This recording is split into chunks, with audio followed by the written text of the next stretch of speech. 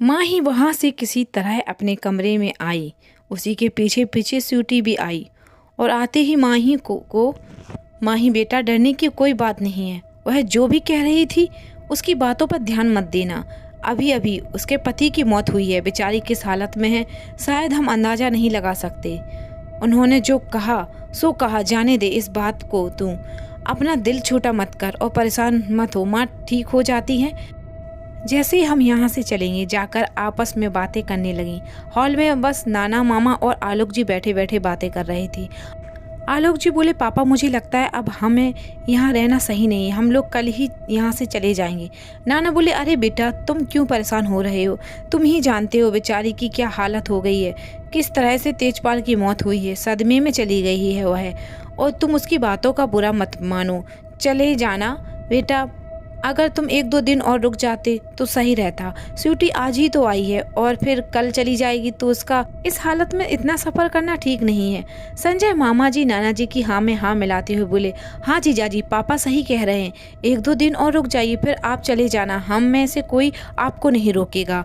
आलोक जी बोले, वह तो ठीक है, लेकिन मुझे एक बात समझ में नहीं आ रही है।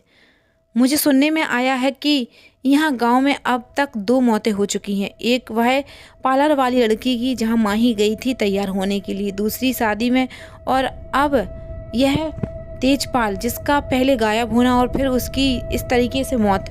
और वह जो अब लोग कह रहे हैं क्या सच है?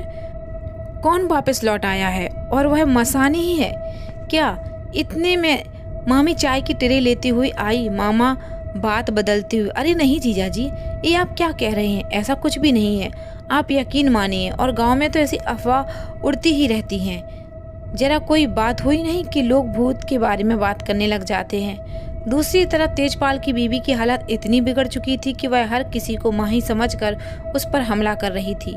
पुलिस ने वहां जाकर उसे बहुत समझाने की कोशिश की, लेकिन आखिरकार उन लोगों को तेजपाल की पत्नी को पुलिस थाने में जाना ही पड़ा और वहां से पागल खाना भेजना ही की तैयारी करने लगे। दोपहर के बाद सब लोग अपने कमरे में आराम कर रहे थे तो मामी मामा से बोली, मुझे आपसे कुछ पूछना है। मामा बोले, अरे यार मैं थक गया हूँ, तुम्हें जो पूछना है बाद में पूछ लेना, एक के बाद एक। यहाँ जो भी हो रहा है समझ नहीं आ रहा है, सर बहुत दर्द हो रहा है, थोड़ा आराम कर लेता हूँ। मामी बोली, यह जो भी हो रहा है वह मसान कर रहा है क्या? यह सुनते ही मामा एकदम उठकर बैठ गए और बोले, यह क्या? एकदम उठकर बैठ गए और बोले, यह क्या कह रही हो तुम? ऐसा किसने कहा तुमसे? बात को बहाने ही मजाक में डाल दिया था, लेकिन सच जाना दिन तक छुपा नहीं रह सकता।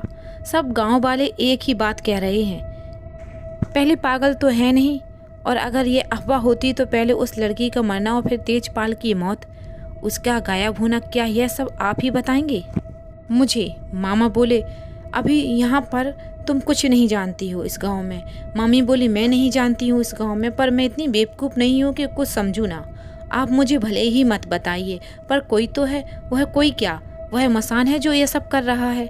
मामा बोले, तुम उन सब बातों पर ध्यान मत दो, ऐसा कुछ भी नहीं है, देखना 1-2 दिन बाद सब कुछ शांत हो जाएगा, कोई ऐसी बात करेगा ही नहीं। फिर मामी बोली, ऐसा ही हो, फिर अपने कामों में लग गई।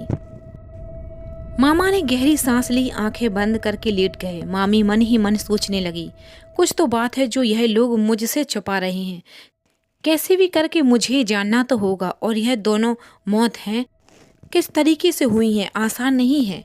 कुछ तो लगता है जैसे जो भी है कोई बहुत बड़ी बात है। इधर माँ ही एकदम शांत बुझी बुझी सी थी, ना किसी से कुछ कह रही थी, ना किसी के पास ज्यादा बैठ रही थी, अपने आप में ही अंदर कुड़ी सी जा रही थी। माही के हाथ से थप्पड़ खाने के बाद तो वेदांत माही के आसपास भी नजर नहीं आ रहा था। रात को सब लोगों ने खाना खाया, अपने अपने कमरे में सोने के लिए चले गए। स्वीटी माही के कमरे में आई और बोली, कितने दिन हो गए यार, मैं तुझे कितना मिस किया, आज तो मैं तेरे साथ ही सोऊंगी। यह सुनकर माही ने गुस्से में अपनी मुट्ठी कस ली, फिर स्वीटी की तरफ मुस्कुराती हुई बोली, हाँ दीदी बिल्कुल, क्यों नहीं, आप यहाँ सोइए। दोनों बहनों ने काफ़ी देर रात तक बातें की। बातें करते करते स्वीटी की आंख लग गई और वह सो गई। सोने के बाद माही गुस्से में बोली, कहाँ हो तुम? मैं कब से तुम्हें याद कर रही हूँ, आते क्यों नहीं हो?